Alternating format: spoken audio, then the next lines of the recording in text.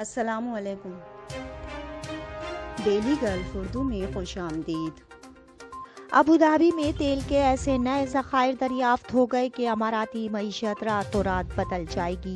Supreme petroleum company SPC کی جانب سے اعلان کیا گیا ہے کہ ابوظہبی میں تیل کے نئے ذخائر کی دریافت ہوئی ہے، جس سے مستقبل میں اماراتی معیشت کو بہت زیادہ فائدہ ہوگا۔ پیٹرولیم کمپنی نے Abu Dhabi national oil company ADNOC کو 2021 سے 2025 کے دوران اپنی تیل کی پیداوار تیزی سے بڑھانے کے لیے 448 ارب درہم کی منظوری دے دی ہے۔ اس انرجی پلان کے تحت اگلے 5 سالوں کے دوران ملکی معیشت کو تیل کی پیداوار کی مد میں 160 ارب درہم کی آمدنی ہوگی۔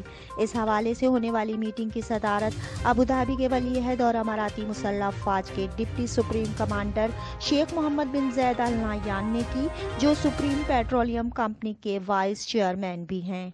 اسرائیل اور متحدہ عرب امارات کی دوستی عروج پر اماراتی شہریوں کو ایک اور بڑی سہولت دے دی گئی۔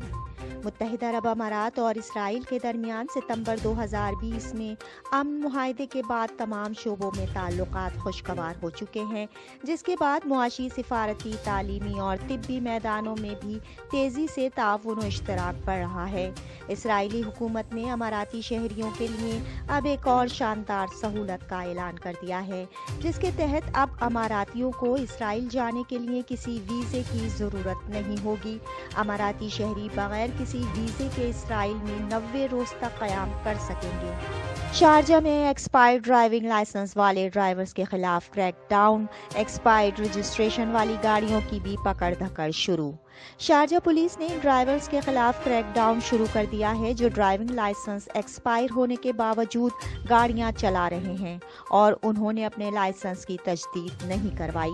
اس کے علاوہ ان ٹرکوں اور گاڑیوں کی بھی پکڑ دھکڑ کی جا رہی ہے جن کی رجسٹریشن ایکسپائر ہو چکی ہے۔ اس سے پہلے پولیس کی جانب سے لوگوں کو رجسٹریشن کی تجدید کروانے کے لیے ایک آگاہی مہم چلائی گئی تھی، جس کے اختتام پر اب کریک ڈاؤن شروع ہو گیا ہے۔ متحدہ عرب امارات میں یوم الوطنی کی تعطیلات کا اعلان کر دیا گیا۔ متحدہ عرب امارات میں 1 دسمبر سے 3 دسمبر تک عام تعطیل ہوگی۔ الامارات الیوم کے مطابق فیڈرل اتھارٹی برائے ہیومن ریسورسز نے کہا ہے کہ امارات کے 49ویں قومی دن اور یوم شہداء کی مناسبت سے تمام سرکاری ادارے بند رہیں گے۔ منگل 1 دسمبر سے جمعرات 3 دسمبر تک تعطیل ہوگی، جبکہ تمام سرکاری ادارے اتوار 6 دسمبر کو کھلیں گے۔ متحدہ عرب امارات میں کرونا وائرس کے نئے کیسز کا اعلان۔ متحدہ عرب امارات میں 23 نومبر بروز پیر کرونا وائرس کے 1065 نئے کیسز ریکارڈ، جبکہ امارات کی وزارت صحت کی جانب سے جاری اعداد و شمار کے مطابق متاثرین کی مجموعی تعداد 1,60,055 تک جا پہنچی ہے۔ پچھلے 24 گھنٹوں میں 707 صحتیابیوں کے بعد صحتیابیوں کی کل تعداد 1,49,785 ہو گئی ہے۔ آج کورونا سے مزید 2 ہلاکتوں کے بعد ہلاکتوں کی کل تعداد 554 ہو گئی ہے۔ دبئی میں بھارتی اسٹور کیپر کو ماسک چرانے پر 1 سال قید ہو گئی، بھاری جرمانہ بھی دینا ہوگا۔ تفصیلات کے مطابق 43 سالہ بھارتی ملزم دبئی ہیلتھ اتھارٹی کے ایک گودام میں اسسٹنٹ اسٹور کیپر کی ملازمت کرتا تھا، جہاں کورونا سے بچاؤ کے ماسک بھی موجود تھے۔